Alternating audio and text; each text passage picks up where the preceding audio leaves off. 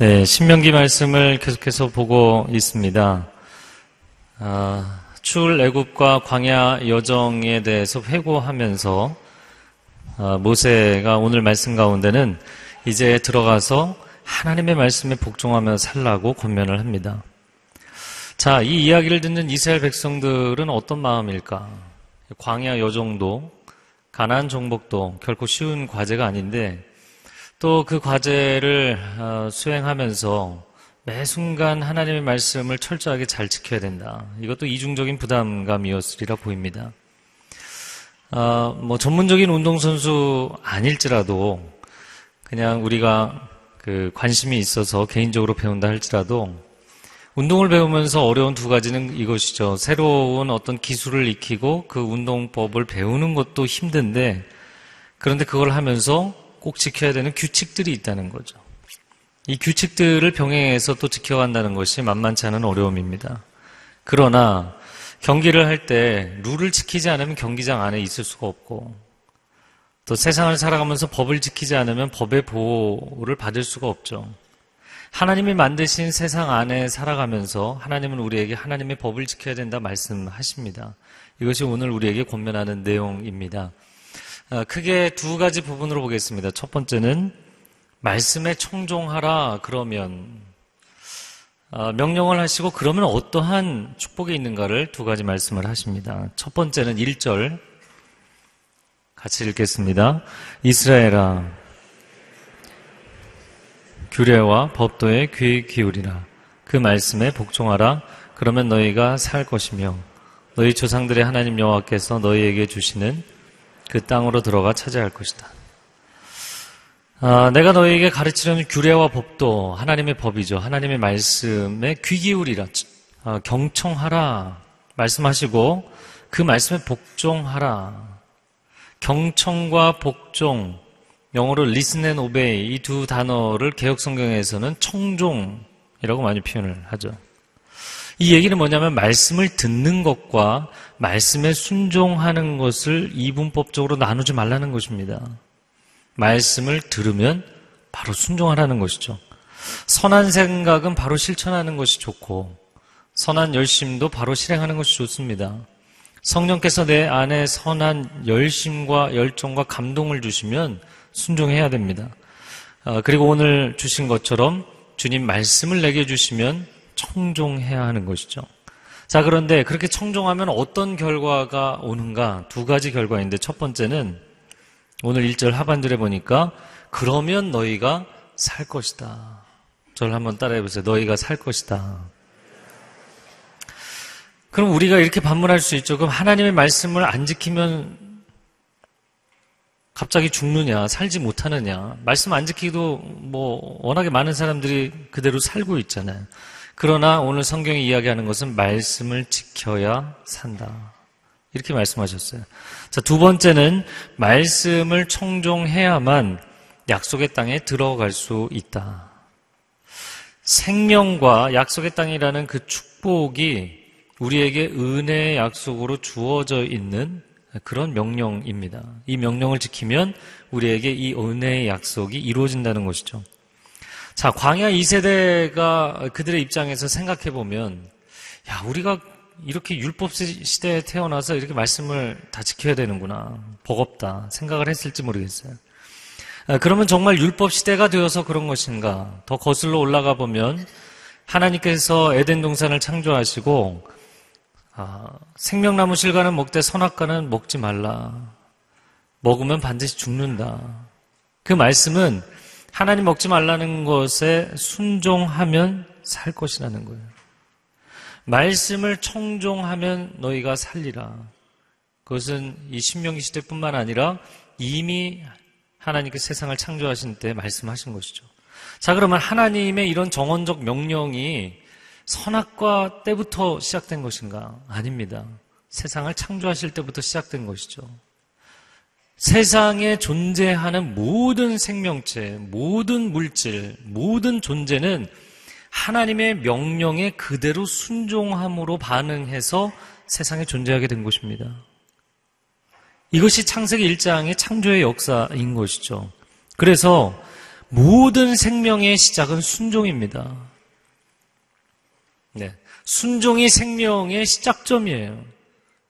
모든 존재는 순종이라는 것으로부터 출발한 것이에요. 그런데 이 생명이 하나님의 말씀에 순종하기를 더 이상 기뻐하지 않고 거역함으로 살아있으나 산 것 같지 않은, 마지못해 살아가는 그런 인생으로 전락하게 되어버리는 것이죠.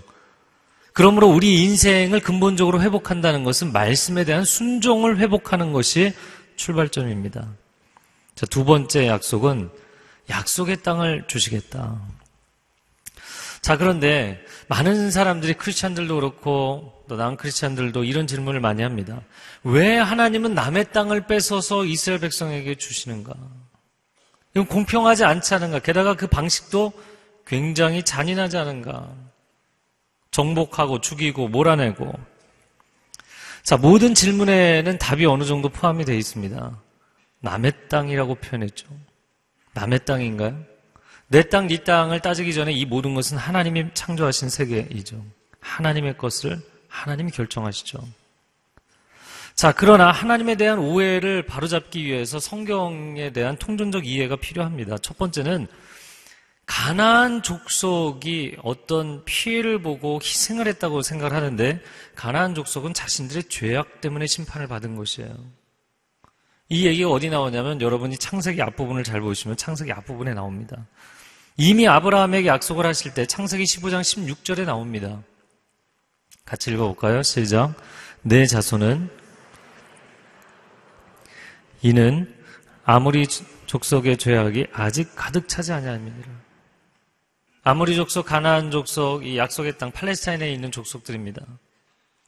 그들이 우상 숭배와 심지어는 자기 아들을 신을 위해서 바치는 인신 제사를 지내고 도덕적 사회적 타락에 빠졌을 때 하나님은 그들의 죄악이 가득 찼기 때문에 그들을 심판하신 거예요. 우리가 인간적으로 세상적으로 평면적 관점으로 볼 때 가나안 족속은 이스라엘이라는 하나님의 선택받은, 하나님께 특혜를 받는 민족에게 땅을 내주기 위해서 피해를 본 것이 아닙니다. 희생을 한 것이 아니에요.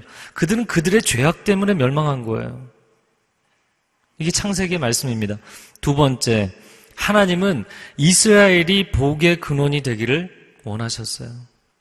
창세기 12장 2절, 3절 하반절을 자막을 통해서 같이 읽겠습니다. 시작. 내게 복을 주어 내 이름을 창대하게 하리니 너는 복이 될지라. 땅의 모든 족속이 너로 말미암아 복을 얻을 것이다. 여러분, 하나님은 타락한 인간 문명이 아닌, 타락한 인간의 제국이 아닌, 하나님을 경외하고 하나님의 말씀에 순종하는 거룩한 민족을 세우시고 거룩한 나라를 세우셔서 세상의 소망이 되기를 원하셨고 세상의 빛과 소금이 되기를 원하셨어요. 새로운 역사를 만들기 원하신 거예요. 사실 우리가 하나님께 이 부분에 대해서 질문하고 의문을 제기해야 될 부분은 왜 이 사람 걸 저 사람에게 뺏어 줬느냐라는 질문이 아니고요. 왜 하나님께서는 죄 많은 세상에서 아직도 역사를 유지하고 계십니까? 라는 질문이에요. 여러분, 가나안 족속뿐이겠습니까? 세상에 자기 죄 때문에 하나님 앞에 심판을 받아 마땅한 족속은 모두가 해당되는 거죠. 여기서 피해갈 수 있는 대상은 아무도 없는 것이죠. 그러면 하나님이 이 죄 많은 세상을 심판해서 다 정리를 하셨어야지 왜 아직도 역사를 끌고 가시냐는 거예요. 왜 노아 홍수 때 끝내지 않으셨습니까? 왜 바벨탑 사건 때 끝내지 않으셨습니까? 왜 1차 대전, 2차 대전 때 이 심각한 인류의 역사를 끝내지 않으셨습니까? 모든 세상의 민족, 아니 모든 세상의 개인들이 다 자신의 죄의 문제 때문에 하나님 앞에 심판을 받게 마땅합니다. 그럼에도 불구하고 하나님이 아직도 역사를 유지하시는 것은 이스라엘은 한 민족을 심으셔서, 근데 그들이 세상적으로 자랑스럽고 강한 족속이 아니었죠. 미약하고 연약하기 때문에 그들을 선택하셔서 하나님이 세상에 희망의 역사를 시작하고 싶으신 거예요. 구원의 역사를 시작하고 싶으신 거예요. 그들을 통해서 하나님의 축복이 흘러가기를 원하시는 거예요. 그렇기 때문에 가나안 정복의 핵심은 누군가를 심판하기 위한 어둠의 역사가 핵심이 아닙니다. 온 인류에게 미칠 복된 소식을 전하시고자 하는 하나님의 희망의 역사예요. 구원을 위한 희망의 역사. 이스라엘만 편애하시는 역사가 아니라 이스라엘을 통로로 편만한 은혜를 모든 민족에게 나누기를 원하시는 역사입니다. 자, 그 하나님께서 말씀에 청종하면 두 가지를 주신다 말씀하셨는데 그 말씀에 대한 또 보조적인 설명이 2절에 나옵니다. 오늘 본문의 2절 말씀 같이 읽겠습니다. 내가 너희에게 명령하는 것에 오직 내가 너희에게 주는 너희 하나님 여호와의 명령을 지키라. 자, 하나님의 말씀에 청종하되 더하지도 빼지도 말라. 가감하지 말고 지키라. 그러면 이 말씀이 도대체 어떤 특성이 있기 때문에 이렇게 가감하지 말고 지키라고 하셨는가? 손대지 말라는 거잖아요. 온전하게 그대로 지키라. 이게 세 가지 이유입니다. 첫 번째는 말씀의 신성, 디비니티. 1:1 양육을 배워보면 예수 그리스도에 대해서 배울 때 인성과 신성, 이게 첫 번째 도입 부분이잖아요. 예수님이 인성과 신성을 가지고 계신 것처럼 성경은 역사성과 초월성을 동시에 가지고 있죠. 이 세상의 역사에 인간의 언어로 찾아오신 하나님의 말씀입니다. 그래서 이 말씀은 사람이 기록했지만 하나님의 말씀이에요. 디모데후서 3장 16절 상반절에 모든 성경은 하나님의 감동으로 된 것이라. 할렐루야. 그런 놀라운 말씀을 갖고 있는 것이죠. 두 번째는 말씀의 완전성 때문입니다. 이 말씀은 이미 완결된 말씀이에요. 뭔가를 더해야만 완성되는 것도 아니고 뭐를 빼야 완성되는 것도 아니에요. 그대로 완성되어 있기 때문이에요. 그래서 더하거나 뺄 필요가 없어요. 세 번째, 말씀의 절대성 때문입니다. 세상에 존재하는 모든 피조 만물은 다 상대성의 제약을 받기 때문에 가변적이죠. 시간이 지나며 아니면 장소를 옮기며 변하게 되어 있어요. 그러나 이 말씀은 변하지 않는 말씀이에요. 하나님의 영원성을 전제로 하기 때문에 하나님의 절대적인 불변하는 진리의 말씀. 마태복음 5장 18절 하반절을 읽어보겠습니다. 시작. 천지가 없어지기 전에는 율법의 1.1획도 결코 없어지지 아니하고 다 이루리라. 예수님이 하신 말씀인데요. 당연히 예수님이니까 이렇게 얘기하겠지 생각하겠지만 사실 사람들은 정반대로 예상했거든요. 구약의 말씀의 예를 드시면서 파격적으로 개혁적으로 예수님이 해석을 하셨어요. 그래서 예수님은 구약은 그 올드한 얘기고 내가 새로운 티칭을 주겠다 이렇게 말씀하실 줄 알았는데 그분의 입에서 하나님의 말씀은 1.1획도 변하지 않을 것이다. 아주 근원적이고 근본적인 이야기를 하셨죠. 오늘날 세상에서 크리스찬으로 살아가는 것도 힘든데 성경 말씀을 1.1획도 틀림없이 가감하지 말고 있는 그대로 지켜라. 야, 이거 정말 힘든 일이다. 많은 크리스찬들이 그렇게 이야기를 하고요. 목사님 그 세상을 몰라서 그럽니다. 이렇게 얘기하고요. 아예 불가능하다고 상정을 해놓고 사시는 분들도 있어요. 그러나 이 하나님의 말씀 오늘 주시는 메시지는 단순히 이 말씀은 법을 위한 법이 아니라는 거예요. 법이니까 무조건 지켜라 이런 독단적인 하나님의 명령이 아니라는 것입니다. 오늘 말씀하신 것처럼 법을 지켜야 당신의 생명을 지킬 수 있다. 하나님 말씀하시는 건 여러분이 하나님의 법을 지켜야 생명을 지킬 수 있고 하나님의 법을 지켜야만 여러분의 인생의 꿈과 목적을 지켜낼 수 있다. 여러분, 생명과 우리 인생의 목적지, 이 두 가지는 무엇인가요? 우리 존재의 시작점과 우리 존재의 완성의 지점. 이 두 가지가 하나님의 말씀으로 지켜지는 것이라는 것이죠. 가령 이런 것입니다. 어디 장거리 여행을 갈 때 이제 운전을 해서 가는데, 교통법규 잘 지키고, 안전하게 가시라고. 여러분, 도로 위에서 운전을 할 때 법을 지켜야 되는 이유. 그래야 사고가 나지 않고, 그래야 생명을 보호할 수 있고, 그래야만 내가 원하는 시간 안에 목적지에 이룰 수 있겠죠. 이것도 마찬가지 이야기입니다. 그런데 내가 한순간에 마음이 조급해져서 잘못 법을 어겼는데 그 순간에 사고가 나면 그때 마음 가운데 후회하는 것이죠. 여러분, 법을 지켜야만 내 생명을 지킬 수 있고 내 인생의 목적을 지켜낼 수 있어요. 하나님의 말씀으로 우리 인생은 지어졌습니다. 존재 자체의 시작이 말씀에 대한 순종으로 시작됐어요. 그런 존재가 말씀을 지키지 않으면, 말씀을 가까이 하지 않으면 반드시 그 생명이 영혼 가운데서, 존재 가운데서, 삶에서 빠져나가게 돼 있어요. 마치 밑 빠진 물동이처럼 생명이 새어나가게 돼 있어요. 말씀을 먹지 아니하고 말씀에 순종하지 아니하고 말씀에 반응하지 않고 살면 내 영혼이 어두워지고 내 영혼이 분열되고 내 영혼이 깨어지고 어떤 사람은 불안에 빠지고 어떤 사람은 고통 가운데 분노 가운데 빠지기도 하고요. 여러분, 영혼의 양식인 말씀을 먹지 않고 어떻게 인생을 살 수 있는가? 하루 세 끼를 먹어야 사람이 기운을 얻잖아요. 할렐루야. 점심시간이 가까워오는데 여러분, 기운이 나시나요? 말씀을 먹지 않고 만약에 한 달, 두 달을 살잖아요. 그러면 영적인 주림과 금식 상태로 한두 달을 산 거예요. 그런데 사실 오늘 본문이 얘기하는 것은 말씀을 듣고 읽고, 여러분 매주 설교를 들으시니까 그걸 얘기하는 게 아니고요. 말씀을 순종하는 것을 얘기하는 것입니다. 말씀에 적극적으로 순종하지 않고 수년을 살면 수년 동안 내 인생의 생명이 계속 새어나가며 사는 거예요. 물론 세상은 정반대로 이야기합니다. 하나님의 법을 지켜야 되는 게 아니라 세상의 방식대로 가야 당신은 이 경쟁사회에서 생존할 수 있고 당신의 목표를 이룰 수 있다.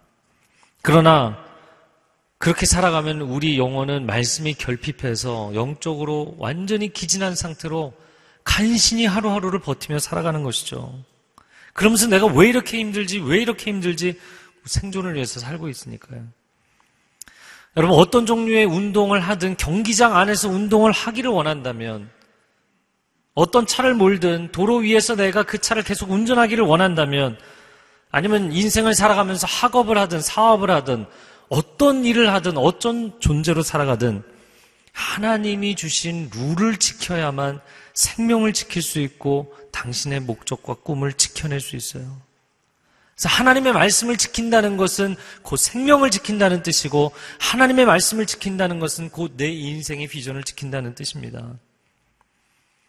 여러분, 그런데 하나님이 우리 인생에 주신 룰이라는 게, 법칙이라는 게 영적인 법칙만 있는 게 아니잖아요.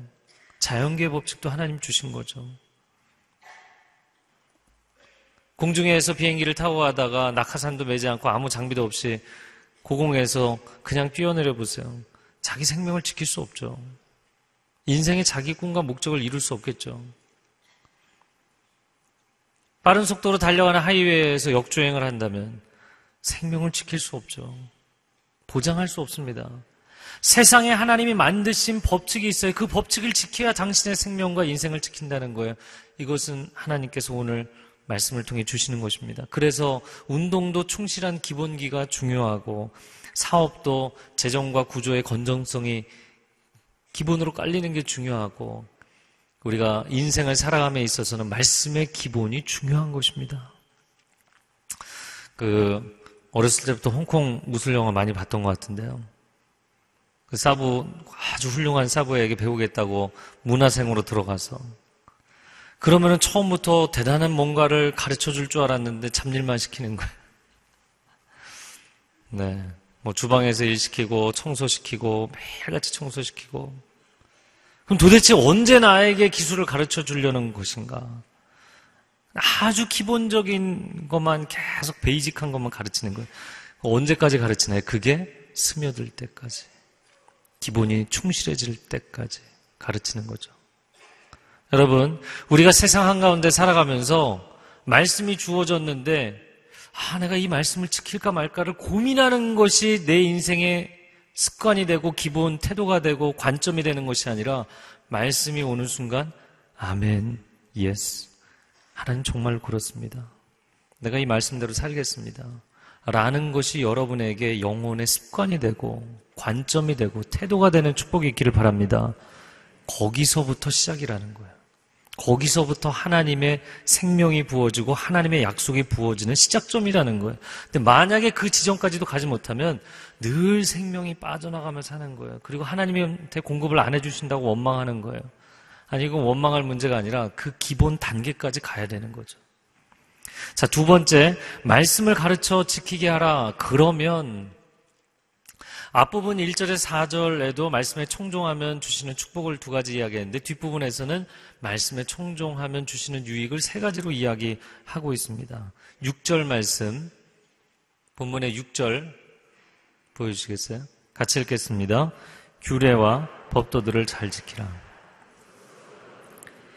너희의 지혜와 통찰력을 보여주게 될 것이다. 그들은 이 모든 규례들에 대해 듣고 이 위대한 민족은 지혜롭고 통찰력 있는 백성이다 라고 할 것이다. 말씀에 순종하는 첫 번째 유익은 무엇이냐면 지혜와 통찰력입니다.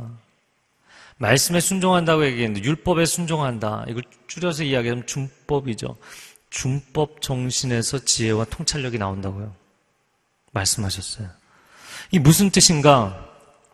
세상 사람들은 적당하게 편법, 불법, 탈법을 행하면서 자신의 유익을 챙기는 것이 지혜로운 처세술이라고 주장하거든요.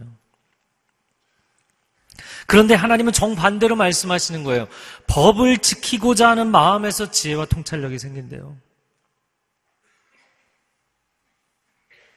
여러분, 모든 가르침은 그 가르침의 이론뿐만 아니라 실제도 중요한 것이죠. 그럼 실제로 그런가? 어떤 경영 원리를 배웠다, 사업의 원리를 배웠다, 그러면 그것을 내가 적용했을 때 실제로 경영이 잘 되고 사업이 성공을 하는가 중요하겠죠. 이스라엘 백성들에게 하나님의 말씀을 가감하지 말고 1.1획도 틀림없이 목숨 걸고 지키라고, 그러면 지혜와 통찰력이 생긴다고. 여러분, 결과적으로, 경험적으로, 임상적으로 볼 때 유대인들은 그 오랜 세월을, 고통의 역사를 2000년 동안 주권을 잃어버리고 살았지만 하나님의 말씀을 목숨처럼 지켜왔고 온 세상 민족들 가운데 가장 지혜로운 민족으로, 가장 통찰력이 있는 민족으로 인정받고 있잖아요. EBS에서 수년 전인데 이런 프로그램이 있었습니다. 초등학생 아이들의 도덕성과 학업 성취도를, 그 상관관계를 연구한 보고서를 영상으로 몇 개를 찍었어요. 초등학교 아이들을 이렇게 방 안에 들여놓고 미션을 주는 거죠. 이쪽에 있는 탁구공들을 저쪽으로 어떤 방식으로 옮겨라. 선생님의 입회하에서 처음에는 게임을 합니다. 그럼 학생들이 다 룰을 지키죠. 근데 선생님이 나가면서 너희들끼리 해봐. 그럼 선생님이 나가고 나면 아이들이 룰을 지킬까요, 안 지킬까요? 이제 막 미션을 빨리 수행하고 경기를 이기고 싶은 거예요. 룰을 어기는 아이들이 나오기 시작하죠. 그룹으로도 시켜보고 개인으로도 시켜보고. 근데 이거를 계속 게임을 해보니까 물론 카메라로 방 안을 들여다보고 있죠. 룰을 계속 어기게 되는 아이들과 룰을 끝까지 지키는 아이들이 있더라는 거예요. 그런데 그 아이들의 학교 생활을 계속해서 단연간 체크를 해봤더니 놀랍게도 준법 정신, 도덕성과 아이들의 학업 성취도는 거의 100%에 가까울 정도로 일치하더라는 거예요. 정비례하더라는 것입니다. 아무리 내가 목표 지점에 이르고 싶은 마음이 조급할지라도, 아무리 난관이 내게 있을지라도 법을 어겨서 해결하는 것이 아니라 내 실력을 키워서 해결하는 아이들이 성장하더라는 거예요. 성경 말씀에 이렇게 주님 말씀하십니다. 누구든지 나의 이 말을 듣고 행하는 자는 그 집을 반석 위에 지은 지혜로운 사람 같으니. 여러분, 지혜와 통찰력은 말씀을 듣는 데서 온다기보다는 그 들은 말씀을 실천할 때 오는 것입니다.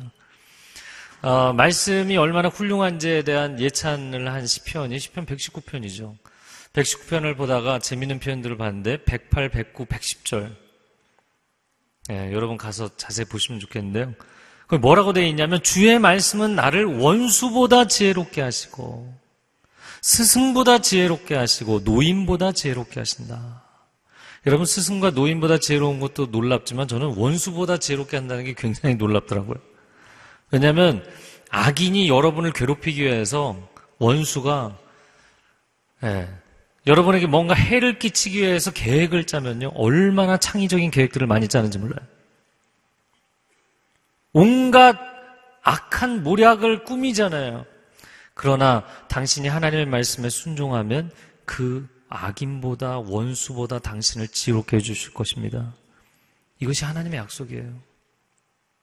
스승보다 노인보다 무슨 얘기인가요? 생각의 깊이, 경험의 넓이. 세상 사람들은 지식의 양을 갖고 이야기하기 때문에 그러나 그 깊이와 넓이와 상관없이 위로부터 임하는 하나님의 지혜와 통찰은 당신을 스승보다 노인보다 지혜롭게 하실 것이다. 할렐루야. 여러분이 이 놀라운 하나님의 지혜를 하나님 내가 정말 그런 지혜를 얻고 싶습니다. 하나님 그런 지혜를 경험해보고 싶습니다. 그렇다면 말씀에 적극적으로 반응하는 삶을 살기로 결단하시기 바랍니다. 자, 두 번째 유익은 7절 말씀입니다. 같이 읽겠습니다. 시작.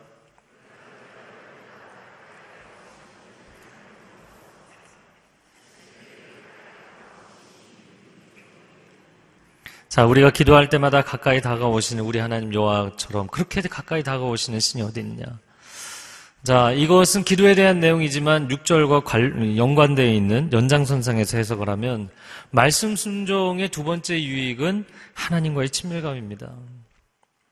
이 히브리 민족을 하나님이 선택하셔서 하나님이 그들에게 두 가지 복을 주셨는데 하나는 말씀, 하나는 기도죠. 말씀을 위로부터 우리에게 허락하심으로 이 말씀과 기도가 1:1 양육에서 나오는 첫 번째 두 챕터잖아요. 말씀을 우리에게 주심으로 천상에서 지상으로 오는 영적 소통의 길이 열렸고 기도를 우리가 올려드릴 때 하나님 응답하심으로 지상에서 천상으로 가는 영적인 소통의 문을 열어주셨죠. 말씀과 기도는 놀라운 특권입니다. 근데 어떤 분들은 말씀이 이해하기가 너무 어렵고 실천하기가 너무 어려워서 하나님과 이 말씀 때문에 멀어진다 이렇게 주장하는 분도 계세요. 근데 오늘 본문은 그렇게 얘기하지 않습니다. 여러분, 하나님의 말씀이 난해한 암호문도 아니고 어려운 외국어로 쓰인 것도 아닙니다. 인간의 언어로 다가오신 하나님의 말씀입니다.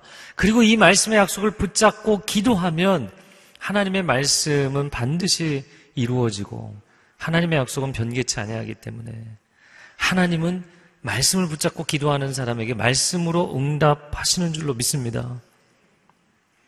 그래서 저 혼자 이렇게 재밌게 표현을 해봤어요. 견우와 증녀가 오잡교 위에서 만난다면 인간과 하나님은 말씀과 기도라는 양방향 하이웨이 위에서 만나는 것이죠. 끊임없는 소통, 아무것도 막을 수 없는 하나님의 진리의 말씀이 내게 임하고 내가 하나님 앞에 올라가는 기도. 스킵 하이지그라는 저자가 예수님과 직접 만나라라는 아주 좋은 책을 썼습니다. 예수 그리스도를 직접 대면하는 것처럼 묵상하게 해주는 그런 책입니다. 그런데 그가 이제 자기 아들 나단이 어렸을 때를 회상하면서 집에 퇴근하면 아이가 막 달려와서 아빠에게 안기는 거예요. 근데 아빠의 키와 아이의 키는 너무 이제 차이가 있죠. 아이를 밤에 그 아이의 방에 침실에 누울 때마다 꼭 자세를 웅크리고 앉아서 아이와 똑같은 눈높이로 아이에게 축복 기도를 해줬다는 거예요. 그런데 어느 날 밤에 막 태풍이 몰아치니까 아이가 자기 방에서 뛰쳐나와서 안방문을 열더니 막 달려와서 아빠 목을 끌어안고 떨어지질 않는 거예요. 나단 왜 그러니? 아빠 폭풍우가 너무 강하게 치고 있잖아요. 아빠가 얘기했잖아. 폭풍우는 두려워할 필요 없어. 하나님이 너를 지켜주시잖아. 그랬더니 그 아들이 뭐라고 이야기를 했냐면 아빠 그건 나도 알아요. 그러나 이렇게 폭풍우가 칠 때는 나는 살을 맞대고 있을 사람이 필요해요. 여러분, 하나님의 보호하심을 실제의 사람을 통해서 경험한다는 거죠. 이 아이가 얼마나 신학적인 대답을 한 것인지 이걸 조금 바꿔서 얘기하자면 하나님의 보호하심과 하나님의 은혜를 하나님께서 우리가 스킨십을 하듯이 그렇게 친밀하게 경험하게 해주신다는 거예요. 그게 바로 성경과 기도입니다. 다시 말하자면 말씀과 기도는 하나님과의 스킨십이에요. 하나님이 저 멀리에 알아들을 수도 없는 언어로 뭔가 주문을 외우고 계시고 우리는 그분과 소통할 수 없고 그분의 마음이 도대체 무슨 생각인지 아무런 공감을 할 수 없다면 근데 하나님은 그렇게 다가오시는 분이 아니시라고요. 말씀을 통해서 그분의 마음을 다 오픈하셨어요. 기도를 통해서 우리의 속마음을 다 들어주세요. 할렐루야. 이 하나님과 친밀한 스킨십을 왜 하지 않느냐는 거죠. 하나님은 추상적인 분이 아닙니다. 하나님은 천둥번개가 치는 밤에 문을 꽁꽁 걸어 잠그고 아들이 밖에서 두드리든 말든 코를 골며 자는 그런 무심한 아버지가 아닙니다. 내가 산을 향하여 눈을 들리라. 나의 도움이 어디서 올까? 나의 도움이 천지를 지으신 여호와에게서로다. 할렐루야. 여러분의 말씀 묵상이 기도 가운데 깊이 깨달아지고 또한 여러분의 기도는 말씀의 약속을 붙잡고 더 분명한 기도, 강력한 기도가 될 수 있기를 축복합니다. 자, 세 번째 유익은 8절입니다. 같이 읽겠습니다. 또 내가 오늘 너희 앞에 둔 이 법도처럼 의로운 규례와 법도를 가진 민족이 어디 있느냐. 말씀 순종의 세 번째 유익은 의로움입니다. 의로운 말씀이다. 개역 성경에는 정의롭다 표현했습니다. 이 의로움이라는 것이 단순히 눈치를 봐가면서 적당하게 법망을 피해가면서 하는 걸 얘기하는 것은 아니잖아요. 정의로운 인생을 살고 싶다는 비전, 정의로운 사회를 열망하는 비전을 갖고 있는 것을 얘기하는 것이죠. 여러분, 도덕성은 개개인의 문제를 뛰어넘어서 이것은 시대적인 문제이고 공동체적인 문제입니다. 라비 제카리아스가 쓴 책 오직 예수, 작년 가을에 저희는 나왔는데 원래는 2000년도에 미국에서 나왔던 책입니다.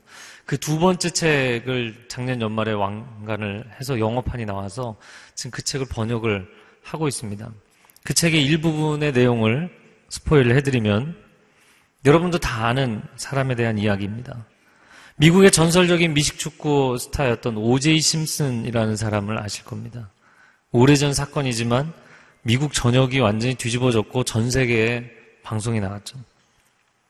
자신의 전처와 애인을 살인했다는 살인죄로 재판정에 서게 되었죠. 그러나 심슨은 거액의 투자를 하여서 최고의 변호인단을 구성했고 살인죄를 벗어나게 됩니다. 이 사람이 나중에 참 자기가 재정적으로 이제 바닥이 나니까 돈을 벌기 위해서 무슨 책을 썼냐면 내가 진짜 살인했다면 이런 책을 썼어요. 참 무시무시한 사람이에요. 그리고 최근에는 또 다른 총기 사고로 감옥에 들어가 있는 것으로 알고 있습니다. 다시 나왔는지 모르겠지만 자, 몇 년 뒤에 그 오제이 심슨의 살인 사건의 주 변호를 맡았던 변호사에게 이런 질문을 누군가가 했어요. 당신은 심슨의 사건에서 정의가 실현되었다고 보십니까? 그 케이스에 정의가 실현됐다고 보십니까? 그랬더니 이 변호사의 답변이 충격적이에요. 글쎄요, 도덕적 정의는 모르겠지만 적법한 정의는 실현됐다고 봅니다. 이해가 되셨어요? 사실 모든 사람들은 심중으로 그가 죽였다고 봐요. 그러나 법망을 피해간 거예요. 살인을 했든 어떤 흉악한 범죄를 지었든 규정 안에서 규정만 지키면 된다는 이야기를 하고 있는 것이죠. 오늘날 현대사회가 법치국가의 이상은 사라지고 국가마다 자국 이기주의를 충족시키기 위해서 스트롱 리더들, 스트롱맨을 리더로 뽑고 있다. 뭐 러시아도 미국도 뭐 중국도 전 세계적인 경향이죠. 트렌드가 그런 방향으로 흘러가고 있습니다. 그러다 보니까 그 리더가 도덕성이 어떠냐는 상관하지 않아요. 그 리더가 사생활이 어떠느냐 상관하지 않아요. 그가 우리에게 부를 줄 수만 있다면, 우리나라를 부강병하게 해줄 수 있다면 그를 리더로 세우겠다는 거예요. 이 심각한 문제죠. 이 나라의 이민족도 누가 지도자가 되느냐, 누구에게 힘을 실어주느냐의 문제보다도 정말 정의로운 나라, 정의로운 사회를 세우려면 정의로운 백성들, 정의로운 사람들이 있어야 되는 것이잖아요. 리더는 어디 외계에서 오는 게 아니잖아요. 사람들 가운데, 멤버들 가운데서 리더가 세워지는 것이잖아요. 그러면 정의로운 사회를 위해서 정의로운 국민이 세워져야 되는데 어떠한 진영 논리에 빠지지 않고 참되고 균형 잡힌 정의로운 비전을 가질 수 있는 길이 어디에 있냐고요. 그것은 하나님의 말씀으로부터 받는 것 외에는 방법이 없습니다. 그래서 오늘 말씀하는 거예요. 어떻게 저 나라는 저렇게 정의로운 나라가 되었느냐? 하나님의 말씀 때문이라는 것이죠. 오늘날 전 세계가 갈수록 나라들마다 이런 자국민 중심주의, 국수주의로 가고 있기 때문에 이거는 끊임없이 갈등 상황으로 갈 것입니다. 이런 국수주의가 극단에 달했을 때 전 세계적인 분쟁과 전쟁들이 많이 일어났어요. 역사적인 흐름이죠. 여러분, 그러면 왜 그런가? 왜냐하면 정의라는 것을 우리가 아무리 외쳐도 정의가 도대체 뭐냐? What is justice? 그러면 정의라는 것은 절대적으로 옳은 것을 이야기하는 것인데 오늘날 이 세상은 다원주의 세상이기 때문에 정의라는 게 존재하지 않아요. 그 사람만의 정의, 그 집단만의 정의가 존재할 뿐이에요. 리더가 어떤 도덕성으로 살든 그거 신경 쓰지 않는다는 거예요. 그 사람이 역할을 하고 능력을 발휘해서 우리에게 유익을 끼쳐주면, 이 나라에 유익을 끼쳐주면 그게 또 다른 정의가 되는 거예요. 이런 세상이 되어버렸습니다. 상대주의, 다원주의 세상이 되어버렸어요. 맨 처음에 말씀드린 것처럼 하나님의 말씀을 지켜야만, 하나님의 법을 지켜야만 생명을 지킬 수 있다는 거예요. 사람들이 기본적인 인권을 지키기 위한 것이다, 우리나라를 지키기 위한 것이다 라고 이야기하지만 결국에 사람들이 정의 자체를, 진리 자체를 상대화시켜버리면 자기 생명을 깎아먹는 것입니다. 그럼 사람들이 이야기한 것처럼 아니 뭐 말씀 안 지켜도 하나님 뭐 신뢰하지 않아도 세상 사람들을 다 잘 사는데, 아니요, 그러다가 어느 날 이게 계속 수치가 올라가면 어마어마한 분쟁과 전쟁이 일어나면 다 무너지는 거예요. 그리고 나서 그때 가서 후회하면 이미 늦은 것입니다. 하나님은 법을 지키라 말씀하십니다. 하나님의 말씀을 지켜야만 그것이 곧 생명을 지키는 것이라고 얘기하세요. 더 많은 부와 더 많은 권력을 가지는 것이 중요한 것이 아니라 말씀을 지키라고 말씀하세요. 그래야 생명을 지킨다. 그리고 말씀을 지켜야만 인생의 비전을 지킬 수 있는 것이다 말씀하세요. 자, 오늘 메시지 결론을 내면서 우리가 읽었던 6절 말씀을 다시 읽어보겠습니다. 6절 시작. 이곳으로 여러 민족들에게 너희의 지혜와 통찰력을 보여주게 될 것이다. 그들은 이 모든 규례들에 대해 듣고 이 위대한 민족은 지혜롭고 통찰력 있는 백성이다 할 것이다. 여기서 그냥 지나간 표현을 다시 두 가지를 보겠는데요.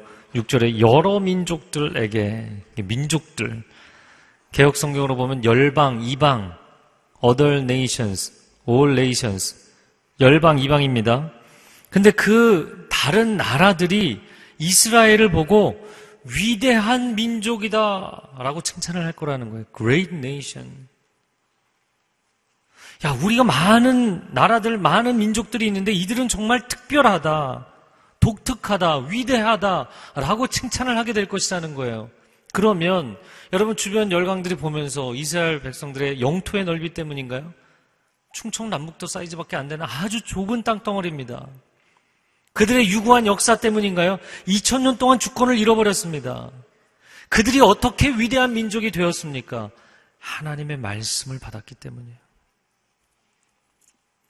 저들은 저렇게 고난의 역사, 좁은 땅덩어리에서 어떻게 세상을 움직이는 최고의 지혜와 통찰력이 있는 사람들을 냈지? 도대체 어떻게 저들은 저렇게 위대해졌지?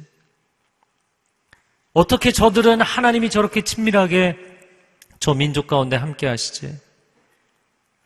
그런 오랜 위기의 상황에 처하면 사람들은 생존 욕구가 발동하게 돼 있잖아요. 그러면 약육강식은 갈수록 더 심해지는 것이거든요. 혼란 시대에. 그런데 그 고난의 시대를 지나면서도 그들은 정의로운 민족으로, 정의로운 사회로, 자기 집 앞에 거린이 있거나 노숙자가 있는 것을 용납할 수 없는, 서로가 서로를 다 돌보는 정의롭고 아름다운 세상을 만들기 위해서 최선을 다하는, 어떻게 저런 민족으로 살게 되었느냐라는 것이죠. 세상 사람들이 볼 때 그 놀라는, 그 많은 질문에 대한 답변은 하나님의 말씀이 그들에게 주어졌기 때문에. 여러분, 여러분의 인생을 세상에서 위대하게, 특별하게, 독특하게 만드는 것은 세상 사람들과 같이 힘을 갖기 때문에, 재력을 갖기 때문에, 지위를 얻기 때문이 아니라는 거예요. 내가 하나님 이런 것을 얻어서 하나님을 영화롭게 해주세요, 하게 해주세요, 그게 아니라는 겁니다. 하나님의 말씀의 능력이, 하나님의 말씀에 순종하는 여러분의 삶의 헌신이 여러분을 위대한 인생으로 만든다는 것입니다. 그것이 오늘 말씀의 권면입니다. 이 시간 함께 기도하겠습니다.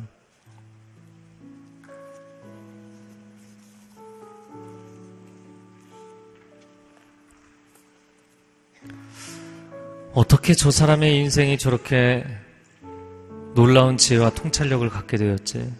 어떻게 저 사람의 인생이 저 고난 가운데도 하나님의 함께하심과 형통하심을 경험하고 있지? 저렇게 인생이 힘든데도 어떻게 정의롭게 인생을 온전하게 살고 있지? 하나님의 말씀의 능력이, 그 하나님의 말씀에 대한 헌신이 우리를 새롭게 하십니다. 이 시간 함께 기도할 때 하나님, 무너진 영적 기초를 다시 세우게 하여 주옵소서. 함께 통성으로 기도하겠습니다. 사랑하는 주님, 주님의 은혜를 구하며 나아갑니다. 말씀이 우리를 세상 사람들과 구별하는 가장 중요한 핵심이 될 것입니다. 하나님, 다원주의, 상대주의 시대로 흘러가고 있지만 진리의 말씀, 그 진리의 말씀 가운데 거하는 사람들에게 세상을 뚫고 나갈 수 있는 지혜와 통찰력을 주시고 정의로움을 주시고 하나님과의 친밀함을 허락하여 주실 것입니다. 우리 안에 세상과 타협했던 모든 것들 다시 한번 하나님 앞에 엎드려 내려놓고 주님, 영적 기준을 바르게 세우게 하여 주옵소서. 말씀을 지키면 생명을 지키게 될 것입니다. 말씀을 지키면 내 인생의 비전을 지키게 될 것입니다. 오 하나님, 이 하나님의 은혜가 우리 삶 가운데, 가정 가운데, 일터 가운데, 이 시대 가운데 있게 하여 주옵소서. 사랑하는 주님, 이 귀한 말씀이 우리 손안에 있습니다. 말씀을 사랑하고 사모하며 그 말씀에 순종하기를 기뻐하게 하여 주옵소서. 그것이 우리의 인생을 세상 가운데 증거하며 우리의 삶을 통하여 하나님의 살아계심을 증거하는 놀라운 길이 될 줄로 믿습니다. 그런 승리가 이 한 주간에 있게 하여 주옵소서. 예수 그리스도의 이름으로 기도합니다. 아멘. 다 같이 일어나셔서 봉헌하시겠습니다.